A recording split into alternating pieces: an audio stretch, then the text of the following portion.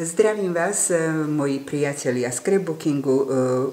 Prednedávnom som vám predstavila, že začínam robiť decembrový denník, ktorý ešte nebol vydekorovaný ani dokončený. Dnes vám ukážem, ako vyzerá v konečnej podobe. Na obálku som nalepila nálepku, ktorá bola nálepka mienená na okno. Podlepila som ju červeným papierom. A tiež nápis je z nálepiek, z písmeniek decembrový denník. Poďme sa pozrieť, ako vyzerá vo vnútri. Túto stránku ste už videli, to je 1. december, akurát som tu stihla dopísať, čo sa 1. decembra dialo a snáď tam dolepím aj fotografie z mojich narodenín. 2. december, je tu plno sľubov, ktoré doteraz nedodržiavam. Chcem sa učiť francúzštinu, chcem si opakovať NLP, školenie, no dúfam, že sa to stane. Princezničkový album sa tiež ešte neudial. Píšem, že to bola krásna streda a bla bla bla bla bla. OK. Ale sľuby treba dodržiavať a ja ich dodržím. Ups, kde si sa mi to zalepilo. Poďme ďalej. 3. decembra tu je obaločka na fotky. Boli sme vonku, čiže budú fotky a tá sa takto dá otvoriť a tu je už popísané, čo sa 3. decembra udialo. 4. december má takúto možnosť založenia aj fotografie, aj napísaných poznámok alebo opísaný deň. Snažila som sa, ako vidíte, neurobila som to v ten deň, tak už som si ani veľmi nepamätala, čo sa stalo. Nie je to hrozné? OK, poďme ďalej. 5. december. No, 5. decembra som sa veľmi snažila, pretože som pripravovala darčeky na 6. december, na Mikuláša. Táto stránka vyzerá takto, dolepila som tu nálepku, papier je zo stamperie, deň je slávnostne opísaný. 6. december, no ten bol krásny, pretože v topanočkách sme našli každý nejaký darček od Mikuláša. 7. december, papier je zo stamperie, tiež je opísaný dosť veľa, mali sme návštevu, takže bol veľmi pekný deň. 8. december bude dneska, pôjdeme na vianočné trhy, takže bude miesto, budú aj nejaké fotografie a papier je prekrásny zo stamperie. Zaviaže sa to mašličkou, ale pre rýchlosť ideme ďalej. 9. december, papier, celý tento papier je z scrapbookového časopisu, ktorý som tu kúpila vo Švajčiarsku, francúzsky scrapbookový časopis.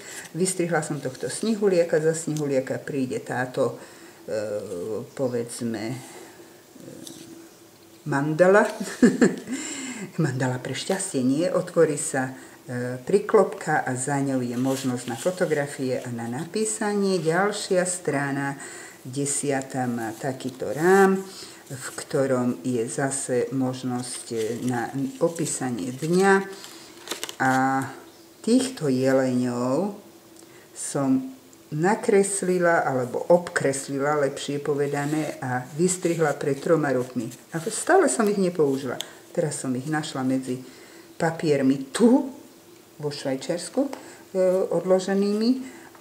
Tak som ich konečne využila. 10. deň, 11. deň, zase tieto sane som si nakreslila sama, vystrihla som ich a za nich som zastrčila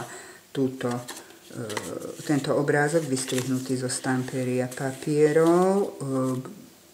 Keďže na papieri, ktorý bol v časopise, bol tento prekrásny vianočný stromček, tak som ho neodstrihla, ale som urobila takúto záklopku. Oblepila som koniec všelijakými obrázkami a vytvorila som vrecuško, do ktorého som zasunula túto kartičku. Krásny obrázok tiež.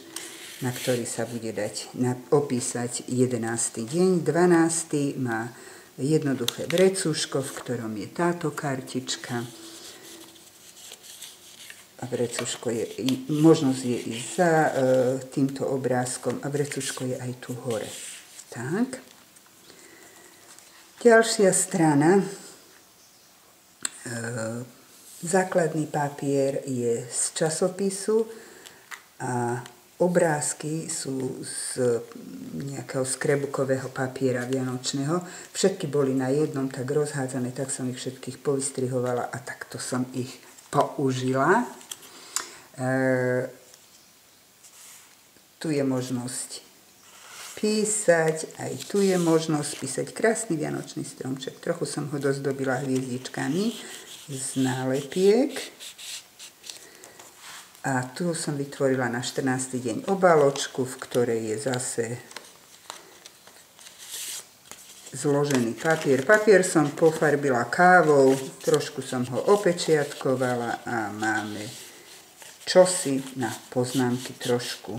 To vyzerá ako starý papier. Nie som si celkom istá, či je to tak, ale áno. Tak, je na magnet záklopka. Ďalšia strana. Na internete som našla vianočný stromček takto poskladaný z papiera. Je to vlastne pol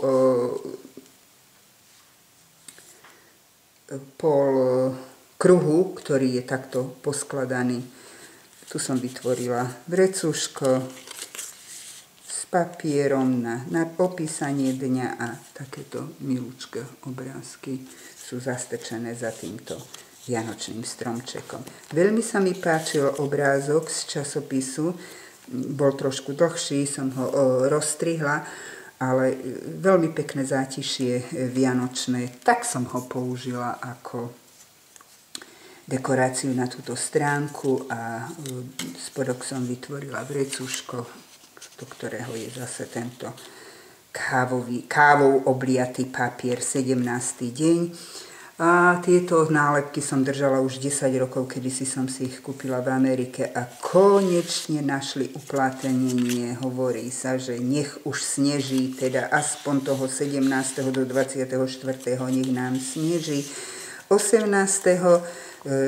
To je nálepka Deda Mráza, alebo ako ho nazveme, s listom prianí. Takže ja som vytvorila takýto maličký list prianí a budeme sa snažiť ho s Nikolkou vyplniť. Ďalší 19. deň má povystrihované takéto snehové vianočné gule na vianočný stromček. Poza nich som to rozstrihla a vložila som tam papier na opísanie dňa.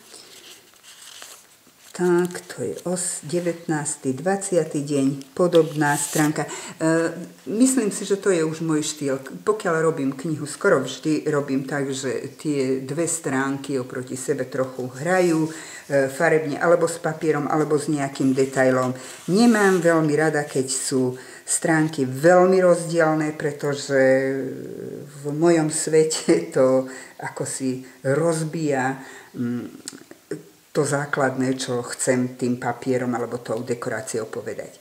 No ďalšia stránka je 21. deň, ktorý mal byť previazaný, ale točila som pre anglické video, tak som to rozviazala.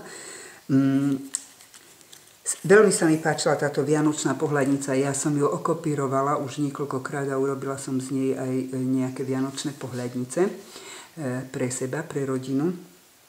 A teraz našla svoje miesto v tomto vianočnom denníku. Tieto sane, to je nálepka, celé sa to zaviaže na túto vlnku a 21. deň sa dá opísať tu. Samozrejme, keď bude toho viac, dá sa toho vsunúť viac. 22. deň, veľmi pekný obrázok zo stamperia papierov. Tu som použila živé pierko a krásny stojan. Stojan lampa vianočne, krásne vyzdobená. A tento nápis hovorí, že naozajstná radosť z Vianoc je deliť sa o lásku medzi priateľmi a rodinou. Tu som vytvorila vrecuško s takouto záložkou. Rozkošní sú aj títo vrabčekovia, ukážem vám ich. Tak. Ďalšia strana je 23. Tu som urobila už dávno a neviem, prečo som tu urobila tento vodopád na fotografie, keď 23. ich bude málo, takže tu budú fotografie z 24. Tu sa opíše deň 23. A tu je tiež vrecuško s tými drobcami, vtáčikmi vonku. A 24. deň som si urobila takto. Dúfam, že bude tých zážitkov veľa, pretože tu sú dve detičky. Takže miesto na fotografie a tiež som tu urobila takúto obálku, kde sa zvyšné fotografie dajú založiť. A asi takto to vyzerá. A tu je ešte záložka na opísanie dňa. Takže toto je môj decembrový denník. Budem rada, keď napíšete, aký dojem na vás urobil. Ja som dosť taký pedant, alebo ako to na detaily. A tak neviem urobiť vyslovene taký žurnál, taký denník, ktorý bude trošku taký ako shabby chic. Trošku ma to mrzí, no ale to som ja. Toto je môj denník a teším sa s vami pri ďalšom videu. Dovidenia, krásny deň želám.